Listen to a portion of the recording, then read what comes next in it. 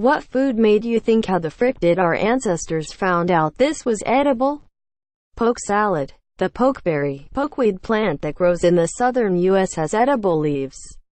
Sort of. If you eat them raw, they contain a neurotoxin that will make you extremely sick or more likely kill you. If you cook them, the toxin will still kill you. If you boil them, the toxin will still kill you.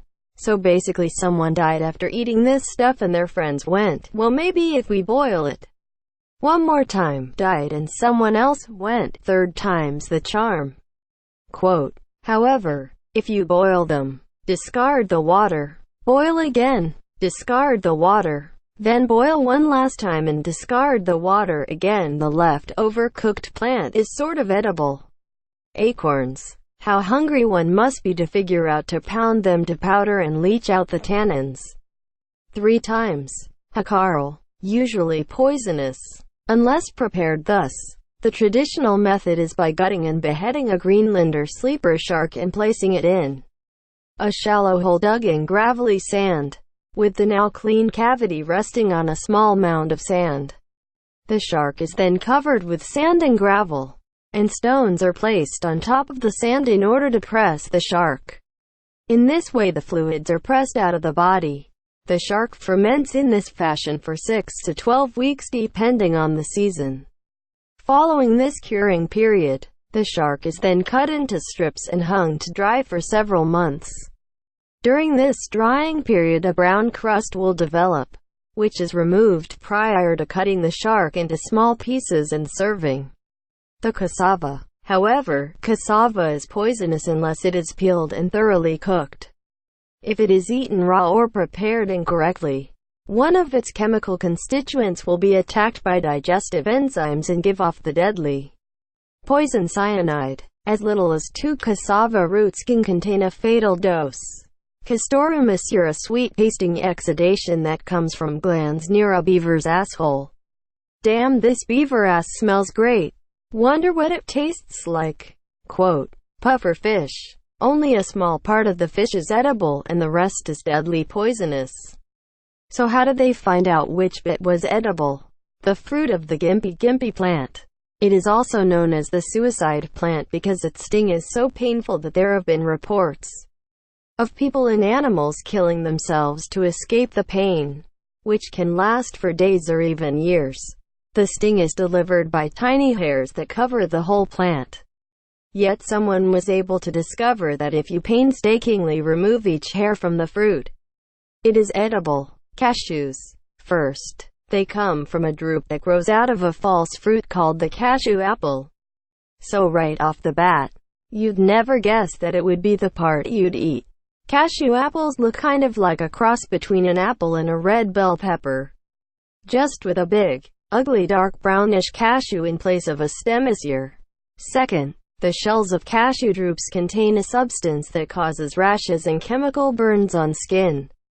So before you can even think of eating a cashew seed, which is what cashew nuts actually are, it has to go through a multi-step steaming and roasting process, just to totally burn off all the irritants.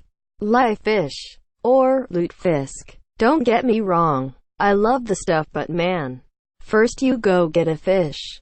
Then you let it hang on a stick for months to dry out. Then you put it in water for a couple days. Then you put it in water with lye for another couple days. Then you put it in pure water again and then you cook it and eat it. Some mushrooms that require special preparation, eat it raw or cook it like most other shrooms and you end up dead. Boil it 3 to 5 times however, and it's fine. Edit. An example of a mushroom requiring this procedure is Gyrometra esculenta. Also, my most upvoted comment is now about mushrooms. Also, rip my inbox. Once you realize how rare food really is in the wild for every 365 days, it makes a lot more sense. Starvation and famine was a regular event for most of human history. Lose your own stash of food for a couple days and you'll eat all sorts of things. Sea urchin, artichoke. That purple thistle looks good. I think people tried to cook whatever grew in their farm when they were hungry enough. Most fruits and vegetable we have today did not look the same a long time ago. They are the result of centuries of crossing shipped together and selective breeding for best results. Here's how many foods looked like before. They don't look edible at all. Ancient food. https www.google.com/amp/s/www.sciencelert.com/fruits-vegetables-photos-genetical. Why modified food natural amp. Oysters. Someone looked at that snotty-looking thing from a shell and thought, yeah, I'm gonna put that in my mouth. Chili peppers. Like imagine finding this pepper, taking a bite, and then feeling your entire mouth feel like it is on fire. Then you decide it's actually really good though and start including it into dishes to add spice. Lobsters. Well, this looks horrifying. I think I'll taste it. Quote, Nopales, a kind of cactus, and its fruit have been a staple in Mexico for millennia.